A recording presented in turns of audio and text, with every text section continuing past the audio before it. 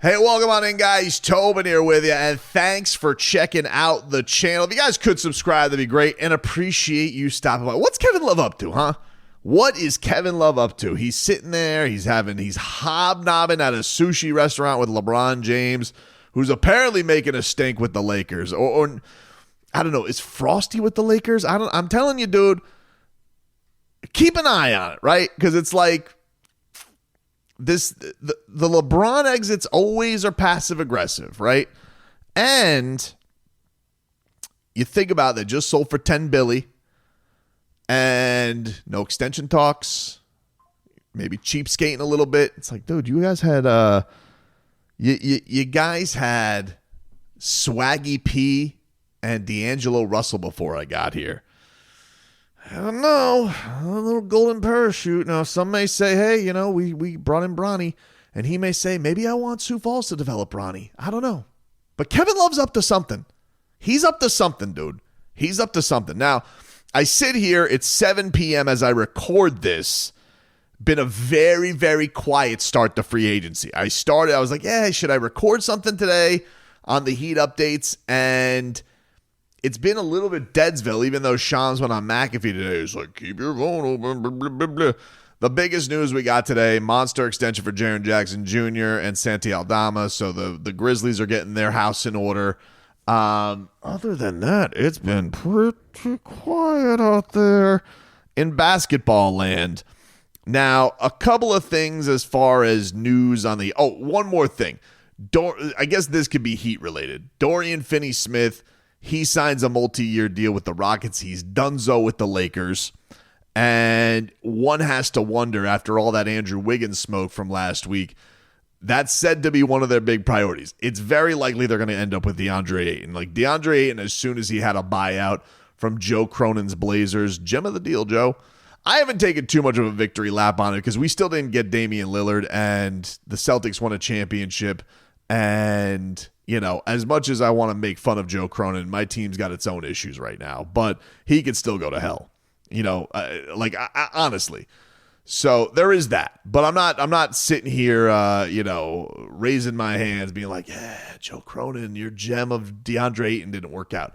Probably all could figure it wasn't going to work out, but he's so, look, LeBron stays there. He doesn't stay there. DeAndre Ayton is so obviously a Laker. Just might as well print out his purple and gold right there.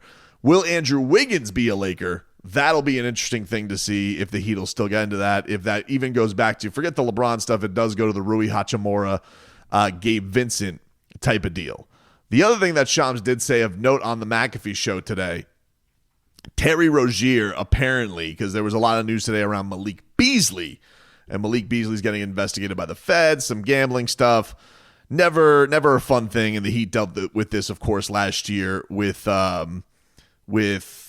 Terry Rozier. And according to Shams Charania, Terry Rozier is cleared of that issue. So good news. Look, the only thing I can hope for, if Terry Rozier remains in the Heat, I don't know why anybody would want to trade for Terry Rozier. He had an awful year last year, and he's making a heap of money this year. It is an expiring deal. I suppose there's that. This is exactly how the Heat ended up in the Kyle Lowry situation, and they overpaid and gave a first-round pick for Terry Rozier. Terrible trade. But you can only hope that would be, hey, you're going to clear your books, and this is what it is. By the way, as I do this, D'Angelo Russell, speaking of, he has signed a 2-year, $13 million deal with the Dallas Mavericks. So essentially a stopgap while, I guess, Kyrie Irving gets his way back from health.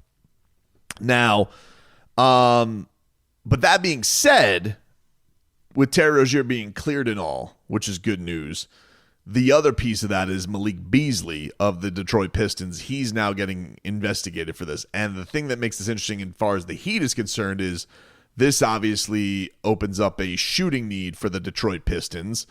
And what do you know? Duncan Robinson, we talked about this yesterday. He's now on the market. And there was a report yesterday from Mark Stein that the Pistons are interested in a sign and trade with Duncan Robinson. Now, there's not much on that roster to trade, but people are saying, and this was my theory of it too. Bobby Marks said this today. He was complimenting. He says the Heat are actually in a pretty good position in their books, especially going into next year and not having Duncan Robinson. But he said that he made it seem like Duncan Robinson's easily going to make $10 million back, that he was going to be guaranteed this year. And that was my thinking too. I'm like, there's no way he's not going to get that. It seems easy, but you would have a Duncan Robinson return to Michigan, of course, a former Wolverine after his D3 journey from his bottom of the barrel to becoming a mainstay for the Michigan Wolverines tournament team. So we'll see what ends up happening with Duncan Robinson. But speaking of reuniting and going to places that are familiar, there was some John Collins smoke today that was put out there by Jake Fisher of the Stein Line and Bleacher Report. And I've always liked John Collins. I've never loved John Collins, but he is a South Florida guy. He went to Cardinal Newman up here in the 561. And, really flourished with the Atlanta Hawks for a lot of those years with Trae Young. Ends up on the Utah Jazz. He's on the last year, just picked up a $26+ million player option. And it's a steep price. I don't really know. I guess the maneuvers, the early moves there would be, do the Jazz want Andrew Wiggins, or would there be take Terry Rozier off of our hands for John Collins and the Heat? I don't know. They add a second round pick to it, or would they do it for like Terry and Jaime? I don't know. I just don't. I don't love the move enough, and I'm trying to figure for him, even with his numbers looking decent last year. Didn't watch a ton of Jazz, to be fair. He only played 40 games. He had 19 and 8. He's always been a very, very talented offensive player. Not the biggest impact defensively, that's for sure. But you talk about like adding a little bit more beef to the front court. I just think with Nico essentially being your third big, and you got Kevin Love already, supposedly. I don't know. It just seems like a bit of a weird fit. And for the life of me, outside of John Collins is from here, I don't really get the fit. And I do feel like Miami's getting thrown into a lot of these things because people know Miami is in this weird purgatory. They're always looking to improve. Like there was a rumor today about Nickeil Alexander-Walker, and I was like, cool, nice player, very nice player. What's the role there? Like, is that he's hoping to come here and get a starting role? He was mostly coming off the bench for the Wolves. Is that the case? If like Wiggins moves on, they go in that direction? Like it feels very Kaminga-y to me with all of this stuff. Now, mentioning Kaminga, as again, I do this at 7 o'clock on Monday night. Things can change. I could upload this. It could be a complete waste of time. But I thought today one of the more interesting Jonathan Kaminga rumors that was out there, because a lot of it has been Miami's one of the most obvious spots. Oh, we do have a move as I do this. Denver Nuggets are trading Michael Porter Jr. and a 2032 first-round pick to the Brooklyn Nets for Cam Johnson. I like that move. I like that move for the Denver Nuggets. That's a move. And you got the Nets are just out here trying to pick up picks. They give up a 2032 unprotected pick to get off Michael Porter Jr. Seemed like he drew the ire of Jokic while he was doing that. But anyway, Chris Haynes said he had a very interesting update on Jonathan Kaminga, and I was wondering if this would change anybody's opinion on it, because obviously, and I've said this about the Kaminga thing, it feels to me a little bit manufactured, i.e. with the other stuff. It's like people looking at Miami, there's got to be some kind of a move there, right? There's going to be some kind of a change. They're not going to stand pat, you would think. Ribbit. But to pay him $30 million a year just is, for 4 years, it just seems incredibly steep.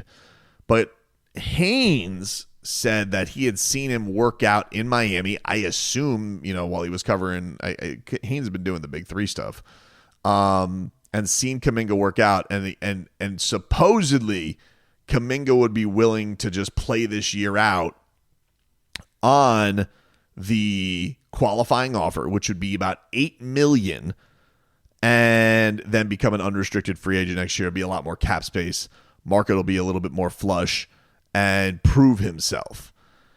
And that got me wondering, okay, but would he still sign the qualifying offer, then put himself in position to be like traded to, but he still was like, hey, I want to be traded here. And you kind of get a tryout year with Jonathan Kuminga. And I feel like I've said this, I'd be a lot more into that than I would be just, hey, give this guy $25 million, $30 million. But if the Heat were able to get him for a year at $8 million, and let's just say it's, Kyle Anderson, that you got to give up in that case. Or, something to that effect. Like you send back them a vet, you get Jonathan Kaminga, and you have this tryout season for Jonathan Kaminga. You get to, try it on, wear it around the store a little bit, see how it feels, see if you like the way it feels before you jump into bed with this long-term commitment. That to me would be a lot more logical for the Miami Heat. If that's true. That's the first time I had heard that, and Chris Haynes said that today, that perhaps Jonathan Kuminga would be willing to play this year out and be in the spot where he would play out to become an unrestricted free agent. And then, then the ball's in his court. If he wants to stay with the Heat and it's a marriage that worked, okay, you work it out. And perhaps he could, maybe he earns himself, who knows what kind of a deal. Now, would a Heat Kaminga, Tyler Hero, you got to figure out the Tyler Hero money too.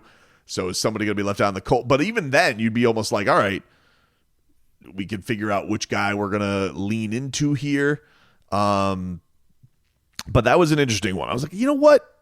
That speaks to me a little bit more. I'm still not in love with the Kaminga thing.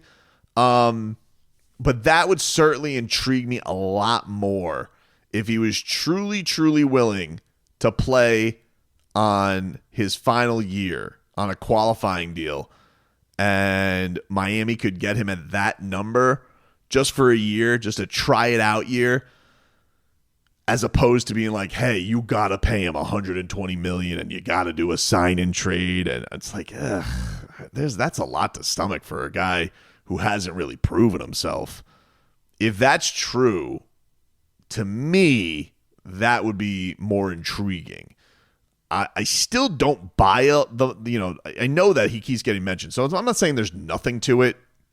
And even it's like there's interest, but is it like the first option? No, I think this is a typical, like, Miami will do this in the right circumstances, and I feel like if that was the case, that would be the right circumstance where they would do it.